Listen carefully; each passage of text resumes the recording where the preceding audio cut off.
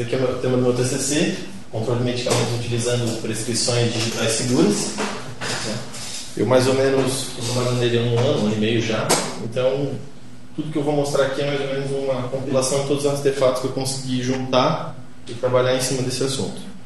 Primeiro, então, vai ser definido uma introdução do que é o controle de medicamentos, um protocolo que então é concebido para resolver os problemas que são apresentados, um protótipo levantando as tecnologias que são utilizadas para a implementação do protocolo e as pesquisas posteriores que se podem dar a partir desse trabalho.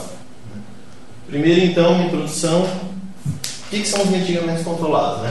A Portaria 344 de 1998 do Ministério da Saúde define uma lista de medicamentos com substâncias que são restritas.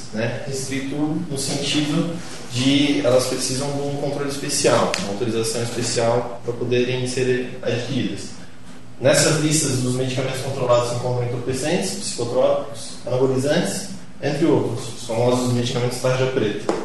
O processo de controle para tu conseguir adquirir medicamento controlado hoje em dia, tu ganha uma prescrição anual, a chamada de notificação de receita. Ela é distribuída em talão pela Anvisa. Então a Anvisa fabrica junto com os cartórios, junto com gráficas e distribui essas notificações para os médicos. Então tá. Essa aqui é uma foto de como que é uma notificação de receita. Número de série, identificação do emitente, no caso médico, paciente, endereço, comprador, remédio, forma farmacêutica, cápsula, gotas, diferentes formas também, quantidade, posologia, de 2 em 2 horas, de 3 em 3 horas. Todas as informações são referentes ao tratamento medicamentoso e isso então fica encontrado dentro dessa notificação que ela é prescrita pelo médico e entregue para o paciente, em 2 vias. Isso aqui dá autorização para a pessoa ir numa farmácia e comprar um remédio, Uma via fica de posse do farmacêutico para ele reter e outra via fica com ela. Então, isso é o que descreve essa figura aqui. Então, o médico dá uma prescrição para a pessoa, que é uma notificação assinada. A pessoa, o paciente, vai até o farmacêutico, onde ele apresenta a notificação, consegue reaver o medicamento dela. E o processo, depois disso, o controle estabelecido pela Anvisa, fica em cima do farmacêutico informar.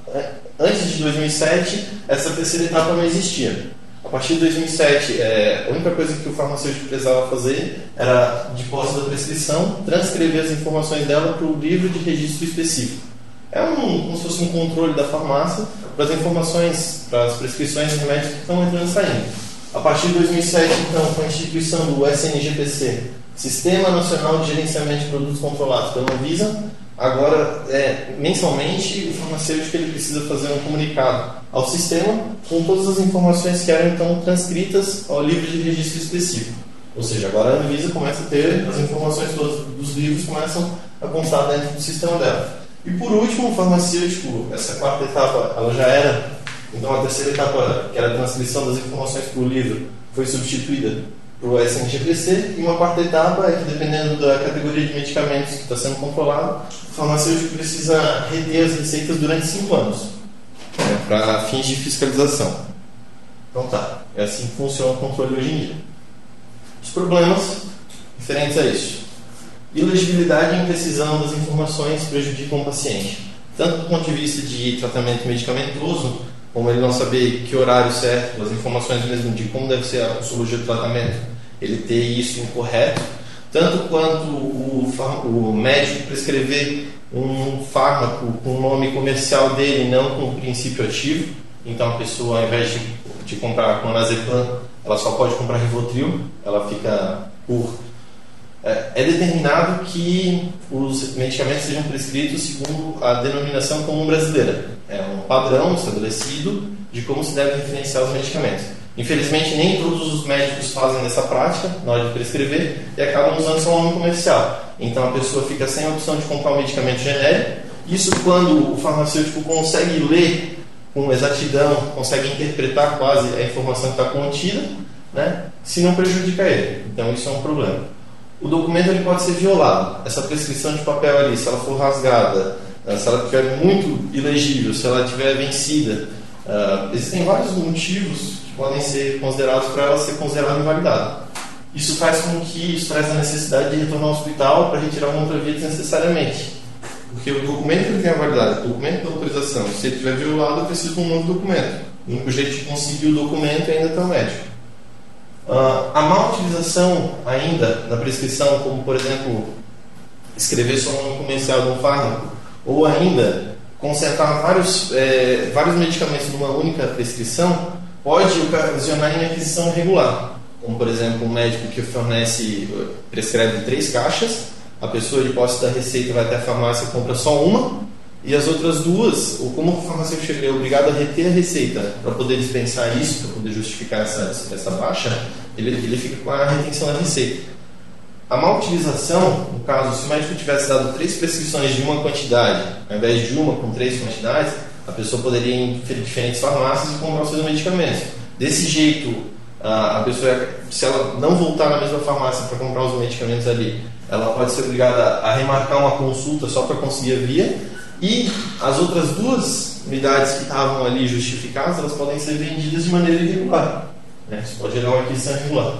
Existe um risco de adulteração ou falsificação. Existem estudos de prescrições no Brasil que mostram que os documentos são, principalmente no que se refere a anabolizantes, eles têm um grande número de falsificação. Existem casos em estudos levantados em São Paulo de prescrições onde o mesmo número de série foi repetido 9 vezes diferentes, ou então ainda farmacêuticos, médicos que não se encontravam dentro daquele regime de poder prescrever aquele tipo de remédio. Então existe uma série de adulterações e falsificações que podem acontecer nesse documento.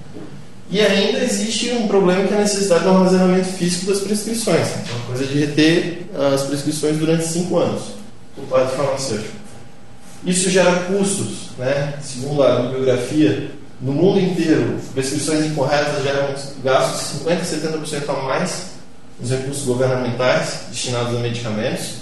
Os procedimentos para retirar a outra via da prescrição geram custos para o paciente que perde o dia letivo, para o médico que tem que se ocupar do novo paciente vindo ali só para retirar uma segunda via, do sistema de hospitalar que precisa marcar consulta para poder vir, gera prejuízo para todo mundo.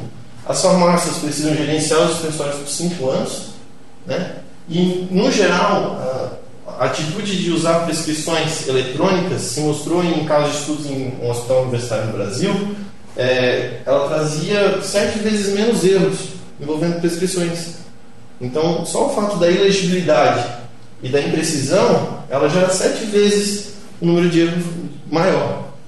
Então, isso aqui são os custos, gerando custos. Quando tu tem um erro medicamentoso, tu entra dentro desses 50% a 70% a mais.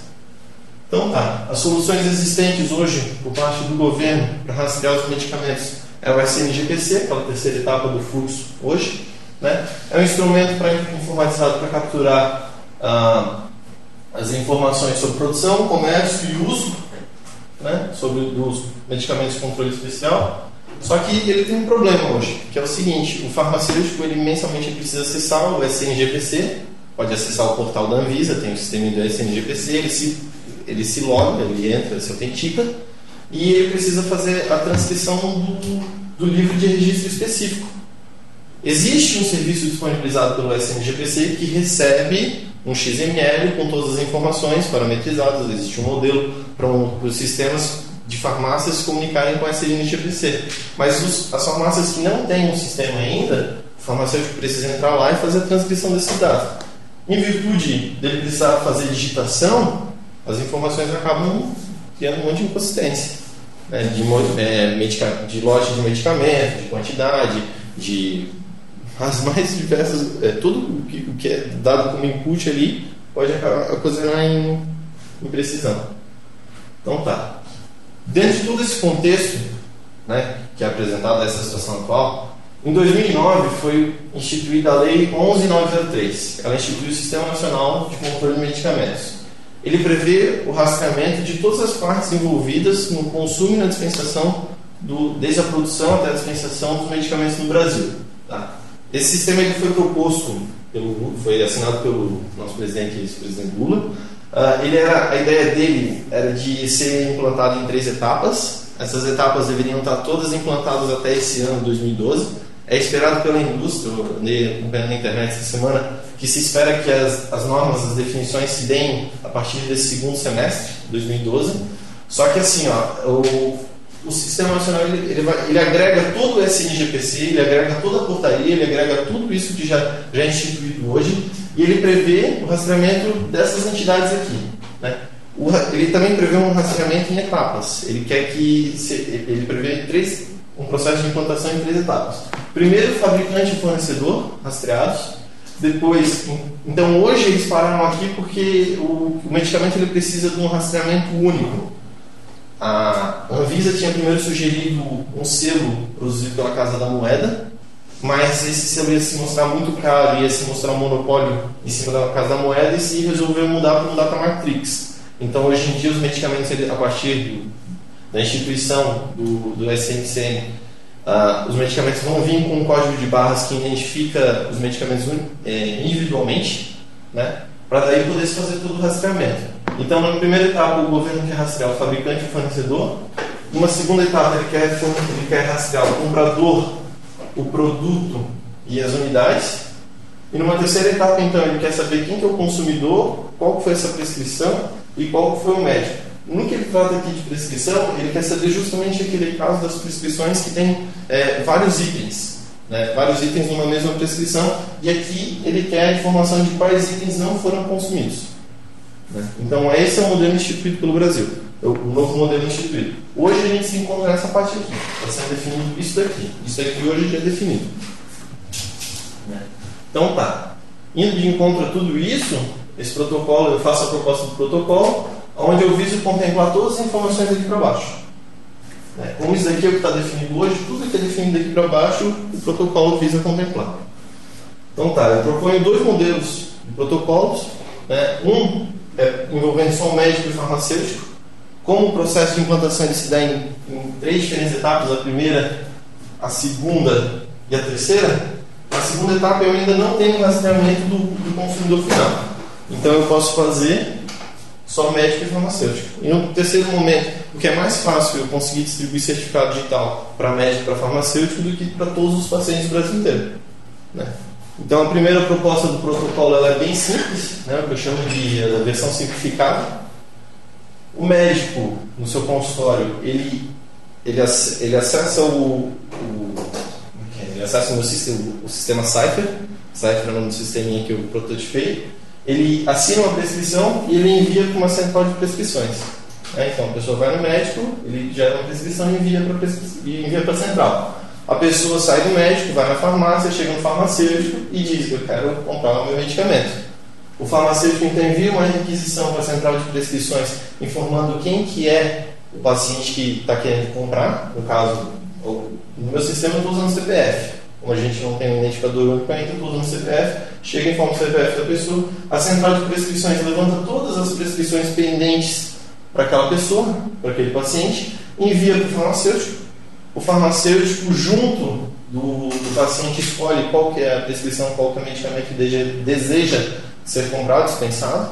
Então, o farmacêutico emite uma dispensa e envia essa dispensa para a central de prescrições, né, para fazer a baixa. Se é uma prescrição de 3, o paciente comprou 1, ele envia uma baixa de 1. Ficam mais 2 pendentes.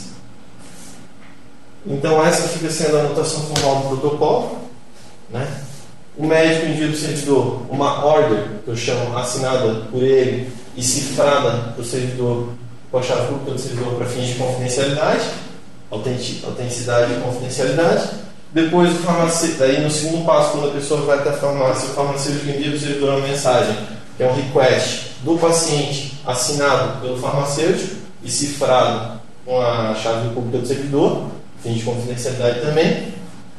Então o servidor retorna uma mensagem, que é a prescrição, a ordem que tinha sido assinada pelo médico, cifrada com a chave pública do farmacêutico, só o farmacêutico tem acesso àquela prescrição daquele paciente, e o farmacêutico, então, depois de efetuar a dispensa, ele envia uma dispensa que é referente a uma ordem assinada pela chave privada dele e cifrada com a chave pública do servidor para tudo ser confidencial, né? Para todo o tráfego das informações pela rede se dar de maneira segura.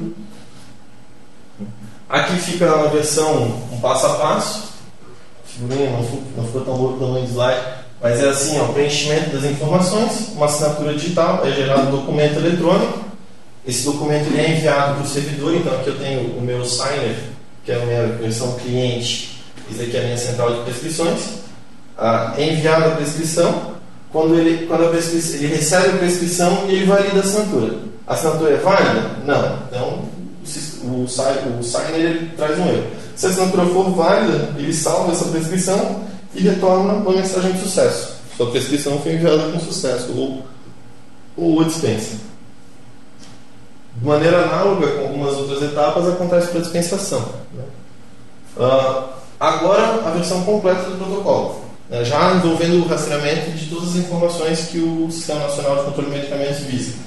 Do mesmo jeito que acontecia até então, só com algumas diferenças de confidencialidade que são mostradas depois na anotação formal. O médico envia a prescrição para a central, o paciente agora, presente junto com o farmacêutico envia a requisição do mesmo jeito, são trazidas todas as prescrições, aqui espaço 2 já é diferente do espaço 3 anterior, eu vou mostrar depois, são trazidas todas as prescrições pendentes do paciente, elas são encaminhadas ao paciente. Então, aqui, antes o farmacêutico já tinha acesso às prescrições, agora elas são cifradas com a chave pública do paciente, de maneira que só o paciente tem acesso às suas prescrições. Ele vai escolher o que ele está querendo comprar. Né? Isso é uma iniciativa de... É uma iniciativa de trazer mais privacidade para o prontuário médico do paciente. O farmacêutico ele não vai saber todos os medicamentos que aquela pessoa consome. E sim, ela vai dizer, estou comprando isso e me fornece aquilo. Ele assina então uma dispensa, né, em cima daquela prescrição, ele assina uma dispensa com a quantidade que ele deseja comprar, e essa dispensa então ela é assinada juntamente com o farmacêutico e ela é enviada para a central de prescrições. A anotação formal disso até a terceira etapa é igual, né, onde o servidor manda o farmacêutico. Agora aqui ó, é a prescrição, de novo então, a prescrição assinada pelo médico é cifrada com a chave do servidor. O farmacêutico manda uma requisição do paciente assinado por ele, cifrado. É trazido então agora do servidor para o farmacêutico a prescrição assinada pelo médico, só que agora ela é cifrada pela chave pública do paciente.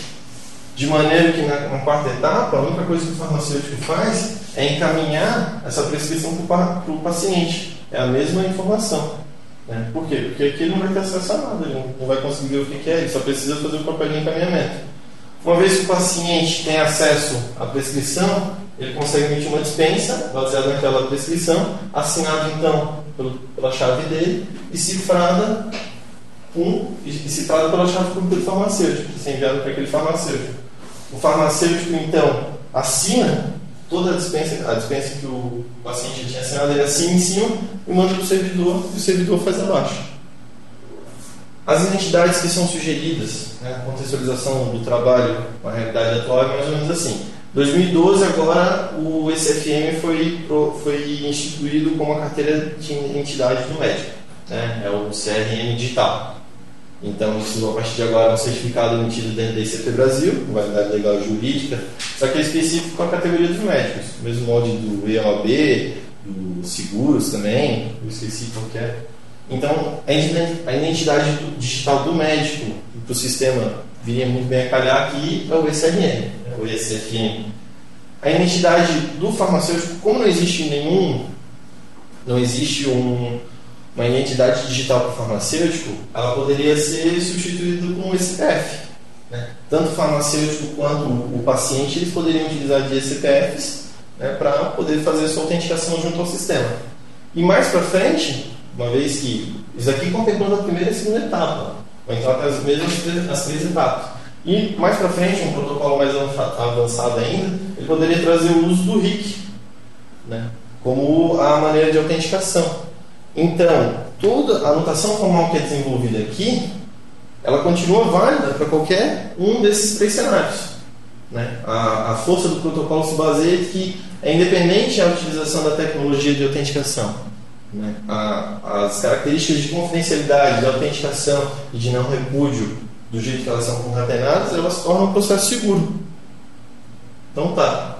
Isso melhora alguma coisa? Bem, dizer que está um pouquinho ainda, tem que melhorar, mas a questão de não existe mais dano físico do papel, a validade do documento, como antigamente, assim, ó, como o governo precisa fornecer um documento de papel para ficar avulso, que dá acesso a uma substância restrita, existem pessoas, pacientes com tratamento de longo prazo, que precisam retornar ao hospital mensalmente para conseguir reaver uma prescrição daquele medicamento. Então, por quê? Porque tu não poderia sair distribuindo talões que têm validade infinita. Só que como agora as informações são todas rastreadas, estão tudo dentro do sistema, isso traz vantagens para o paciente de tratamento de longo prazo, para quem precisar readquirir uma segunda via da prescrição, para quem quiser consultar as informações referentes ao tratamento farmacológico, tudo que é informação referente àquilo ali agora está no sistema, disponível, autenticado, né? Então, para a população não precisa mais retirar a segunda via, renovação de tratamento contínuo, a questão de custo, telefone, transporte eletivo, hospitais, médicos, e toda a questão levantada com os custos, com os erros de medicamento e todo o resto. Então tá. O protótipo do projeto, então, para a gente conseguir alcançar esse objetivo final, eu separei, eu chamo de Cipher. Cipher por quê? Em inglês, prescrição eletrônica é CPOE, Computerized Prescription Order Entry. Né? Para botar um S de seguro na frente e fazer a fonética ficar legal, eu chamei de Cipher. Né? Sugestivo. Então eu tenho duas versões do projeto, que é o Signer Cipher e é o Central Cipher. Fica bem fácil de entender a ideia. As tecnologias utilizadas para o Signer são o Applet, que traz o acesso ao Smart Card local, o padrão brasileiro, a nossa biblioteca desenvolvida aqui dentro do LabSec para dar toda a robustez da assinatura digital para a prescrição agora. O que eu criava só um XML, agora eu assino usando a biblioteca, né, e me traz todas as características. E a LibCryptoDev, que é a nossa biblioteca desenvolvida pelo Fábio, uns projetos aí para acessar os certificados, que faz o carregamento dinâmico dos tokens dos smart cards e faz com que a gente consiga ter um uso multiplataforma. Né? Todas as tecnologias aqui utilizadas são baseadas em Java, então a gente consegue rodar em qualquer sistema. Os componentes, então, mais ou menos, como que é o Cipher. O Cipher nada mais é que uma interface que recebe uma prescrição no formato definido por ele, né? E utiliza os outros componentes, que é o padrão brasileiro de assinatura e ele CryptoDev para fazer a comunicação. Essa foto aqui, esse layer aqui, ele separa certinho a questão das camadas. O protótipo que eu estou trazendo, ele se separa aqui em cima fala Medical Treatment Application.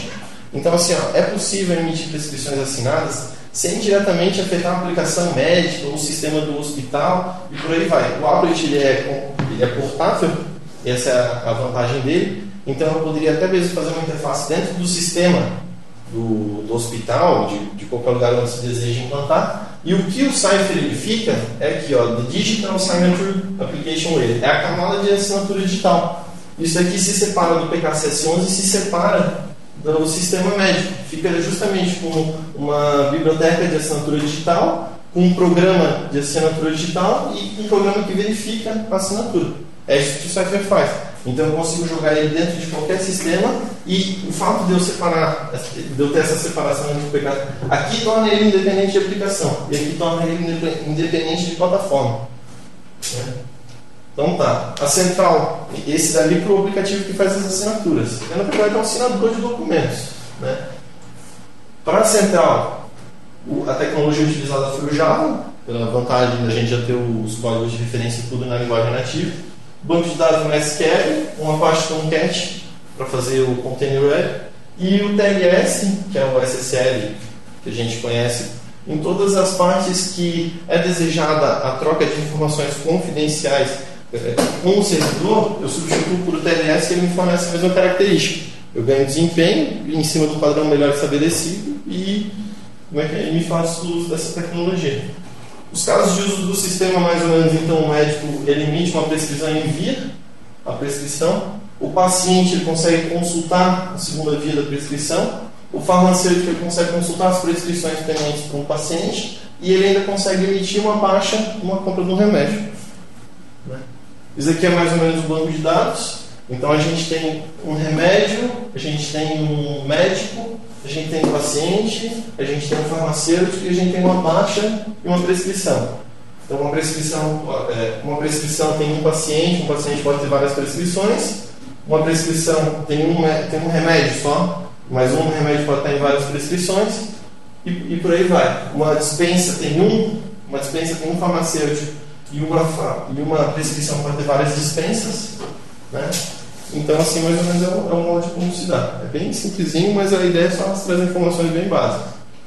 E a partir daí, né, uma vez que o sistema está todo modelado, as pesquisas posteriores em cima dele. Bem, o estado atual hoje do sistema de saúde são os sistemas de apoio à decisão. Uma vez que todas as informações, todo o histórico de medicamentos vai estar disponível dentro dessa central de prescrições, faz sentido utilizar disso para poder levantar, faz sentido utilizar essas informações para poder se utilizar de sistemas que dão apoio à decisão na hora de prescrever um remédio, se fazendo de todo o histórico do paciente, levantando interações medicamentosas e todo o resto de todas as informações que estão lá contidas podem ser usadas a favor do paciente no tratamento da sua saúde. E isso levantando só os pontos de saúde. Se quiser fazer uma análise mais minuciosa dos dados, se consegue chegar em estudos da bibliografia que eu levantei, se conseguimos chegar em casos onde, por exemplo, 12% dos farmacêuticos eram responsáveis por 80% das emissões das prescrições.